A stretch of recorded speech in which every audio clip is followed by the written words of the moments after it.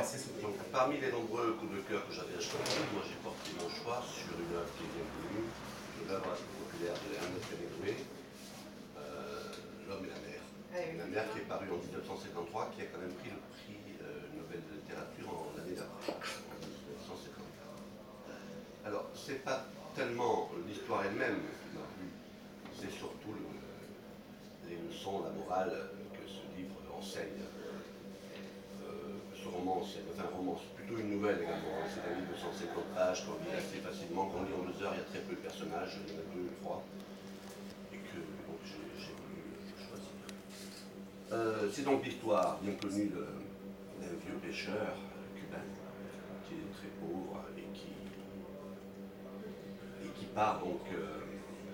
Il y a longtemps qu'il ne prend plus de poisson, il y a pratiquement 3 mois, et ce jour-là, il est décidé donc à sortir en mer et à tomber sur le poisson qui décidera, une fois pour toutes, qui fera en sorte que les autres congénères ne se moqueront plus de lui, ce qui était le cas pendant quelques mois. D'habitude, il est accompagné par, comment s'appelle-t-il, le petit garçon, Manoline, qui l'accompagne depuis longtemps, mais ses parents l'ont obligé à changer justement d'embarquement pour qu'il ait un peu plus de chance entre eux avec d'autres, donc ils sont tous seuls. Aussi, quand Santiago, donc c'est le prénom du pêcheur, quand il arrive en haute mer et qu'il sent l'énorme prise au bout du fil, il sait que c'est le poisson du siècle. Voilà. Qu'est-ce que c'est, n'est-ce pas don Alors, on va y revenir.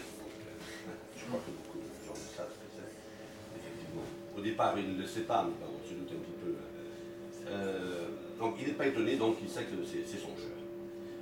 Surtout l'auteur devant l'immensité de la mer, l'auteur décrit bien ce que le pêcheur ressent, cette solitude qui est prenante, qui est infinie. Donc il a lutté 3 jours et 2 nuits contre ce poisson. Et petit à petit, donc, au prix de incroyable effort, il va arriver à le ferrer et à faire en sorte pour qu'il arrive à fleur d'eau. Effectivement, c'est un espace. Alors, ce qui est important, c'est le style qui m'a plu, linguistique. Il est écrit, je dirais, pour peut-être encourager. Il se parle à lui-même tout le temps. Et pour cause, il est seul, il ne peut pas parler à personne d'autre. Il parle au poisson, mais avec une certaine limité. Par exemple, il va dire, j'ai la fin, tu veux ma mort, poisson, pensa le vieux, c'est ton droit. Camarade, je n'ai jamais rien vu de plus grand, ni de plus noble, ni de plus calme, ni de plus beau que toi. Allez, vas-y, tue-moi. Ça m'est égal lequel de nous deux tue l'autre. Donc, il va réussir donc à le ferrer, à l'attraper, etc. Ce sera donc une lutte acharnée au prix des efforts incroyables, donc je le dis. Mais surtout, quand l'espadon épuisé est à fleur d'eau, il voit c'est là qu'il découvre donc la taille du poisson qui fait environ 6 mètres et qui pèse à peu près 1 tonne. Enfin bon, il peut faire 30 heures. Une belle bête, comme on dit. Mais loin de triompher, donc, ce qu'il fait, c'est qu'il remercie Dieu.